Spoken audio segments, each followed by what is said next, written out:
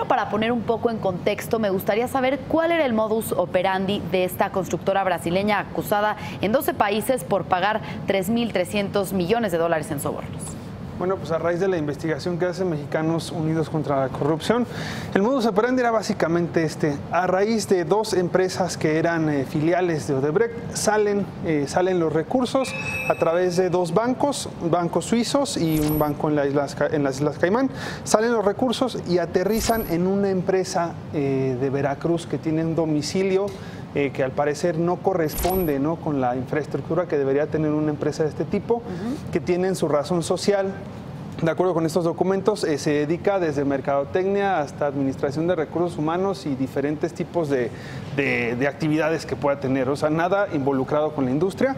Y lo que llama la atención y lo que comienza a ser sospechoso es que estas empresas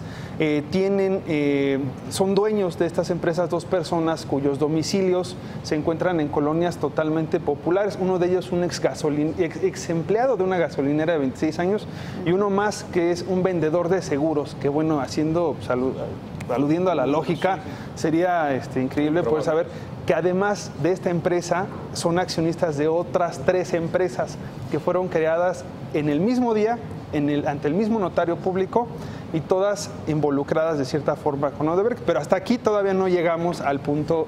¿Cómo es que ligan al gobierno de Duarte? Bueno, pues existe un despacho, Terán García y Asociados. Este despacho lo que hacía era administraba diferentes tipos de empresas, entre ellas estas empresas fantasma, porque no estaban ubicadas realmente. Y este despacho era el mismo que administraba un fideicomiso creado por Odebrecht y por el gobierno de Javier Duarte para la construcción de una presa que hasta este momento sigue detenida. Ese, digamos, que es el punto en común. Además de estas personas que les digo que eran dueñas de las empresas fantasma, hay una red de vecinos y de familiares de estas mismas empresas, de estas mismas personas que también a su vez eran accionistas en todo esto, y todos terminan cayendo de alguna forma relacionados con el fideicomiso que administraba Odebrecht y el gobierno de Javier Duarte. Entonces, hasta ahí fue donde llegó el dinero, digamos. Esa es la maraña. La verdad es que es una red bien muy pensada, ¿no?, para poder hacer llegar los recursos al gobierno de Entonces Veracruz. Vemos este caso de Veracruz. La semana pasada también hablábamos del caso de Michoacán. Van a seguir saliendo más historias a la luz, pero no hemos visto que se castiguen responsables en México. Yo creo que ese es el punto central, Susi, el que mencionas. ¿Qué es lo que puede pasar en adelante, no? ¿Qué mecanismos hay para evitar que estas actividades posiblemente corruptas, porque no lo hemos establecido como tal, es lo que percibimos con base en la investigación, pero ¿qué es lo que se establece ya en los gobiernos estatales para parar esta circunstancia que nos tiene a todos en la espera de ver cuál es el próximo gobernador perseguido o el próximo gobernador que va a ir a la cárcel, ¿no?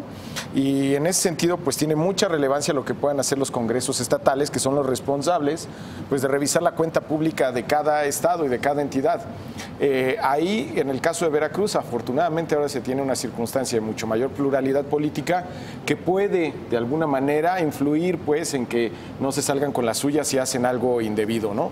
Eso es lo que se ve hacia adelante. Que pueden salir otros casos de lo que ya ocurrió, pues yo creo que probablemente sí.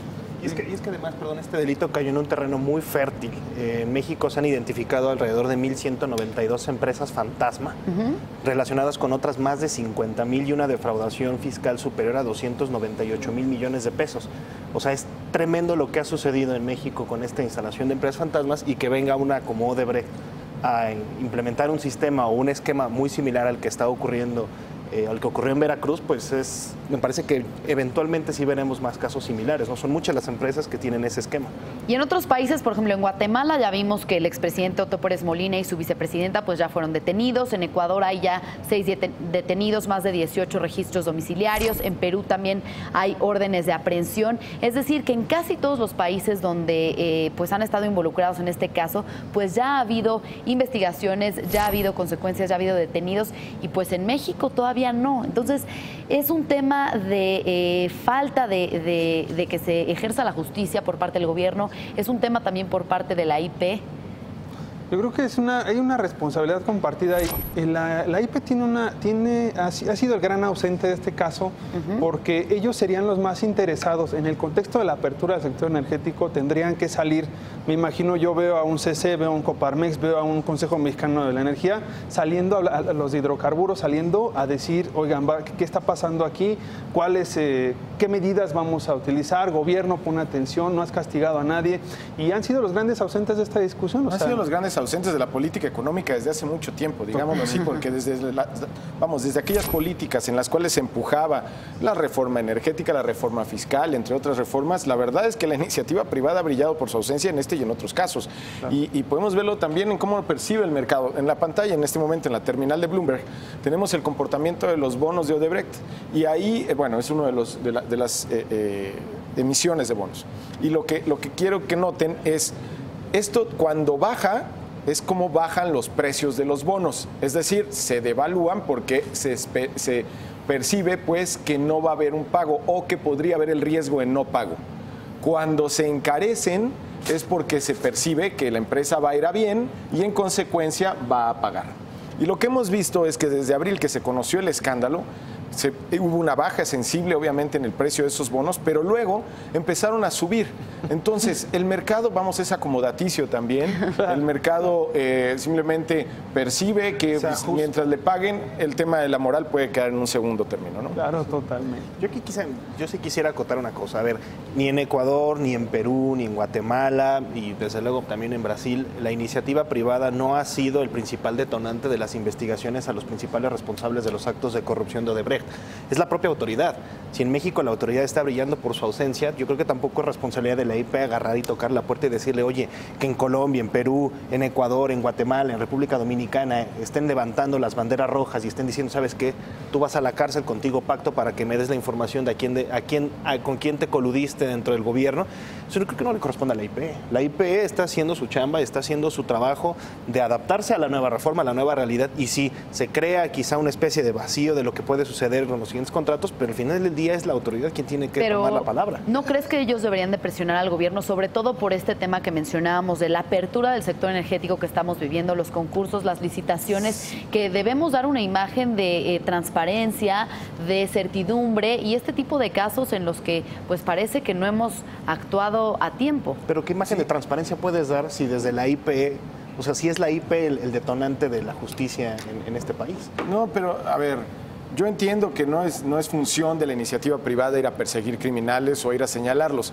Lo entiendo perfectamente, pero si hay algo que le duele, o al menos que ha manifestado que le duele a la iniciativa privada en este país, es que no hay Estado de Derecho o que hay uno muy pobre, ¿no? Exactamente. Entonces, si no está empujando una agenda pública de defensa del Estado de Derecho, está dañando sus propios intereses. Pero el Estado de Derecho no nace de la iniciativa privada. No, por supuesto que no. El Estado de Derecho debe nacer pero está poniendo en riesgo la sustentabilidad del negocio si no empuja un Estado de Derecho firme en México. ¿Qué imagen deja el gobierno mexicano si por iniciativa propia no investiga estos delitos y los procesa?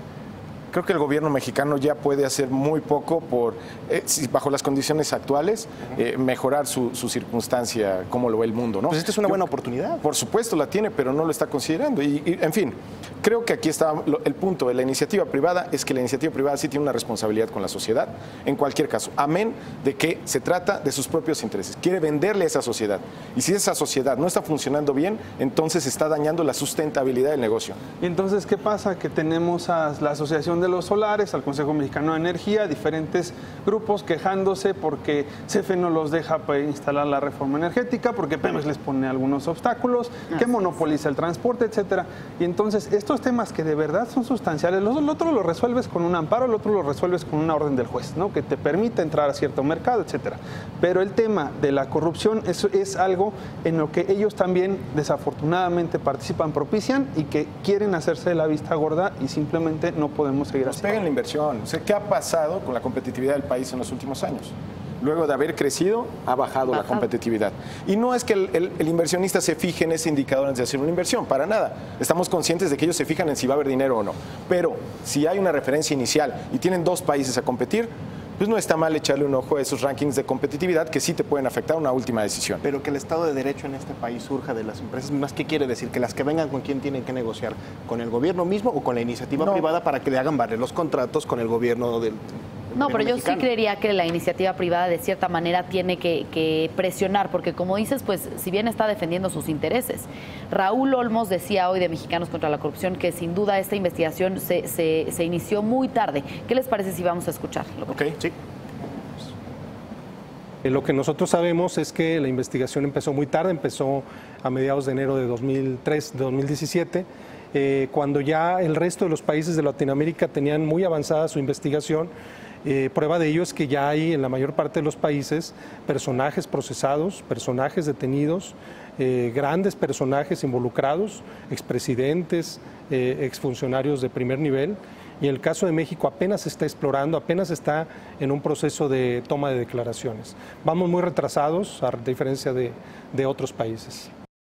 Para concluir, pues estamos muy retrasados, pero ya hay una investigación en curso, Atza, en México. La PGR tiene una investigación a raíz de una denuncia que presenta Petróleos Mexicanos, toda vez que se destapa y se da a conocer todo el caso, pero todavía no han habido posicionamientos públicos, no ha habido un avance que nos puedan ellos mostrar, todavía no sabemos en qué va.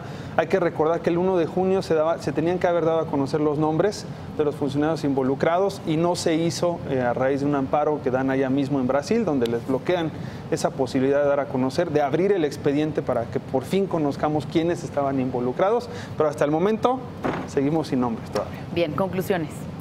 Pues la conclusión es que a mi juicio aquí hay varios involucrados que deben de poner una palmada en la mesa, ¿no?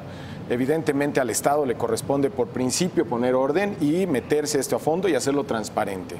Y si no lo hace así el Estado, debe recibir una presión social de quienes son los entes poderosos dentro de la sociedad. Y unos de ellos, muy importantes, son la iniciativa privada, que pueden presionar por la vía de las inversiones, ¿no? Yo creo que esta es la gran oportunidad que tiene la autoridad mexicana de mostrar que si hay Estado de Derecho, puede establecer un Estado de Derecho en México de manera fuerte, de manera sólida, y que no necesita de nadie más para poder iniciar una investigación fuerte, seria y sólida y que caiga con los responsables de la corrupción aquí en México en el caso de Odebrecht. Bien. Que las petroleras los castigaran en las siguientes rondas, eso está ya muy bueno. Bien, pues ya veremos. Pues muchas gracias a Atzayael Torres por platicar con nosotros y analizar en esta mesa central. Gracias a ustedes. Vamos a una pausa y regresamos con más análisis en Mesa Central.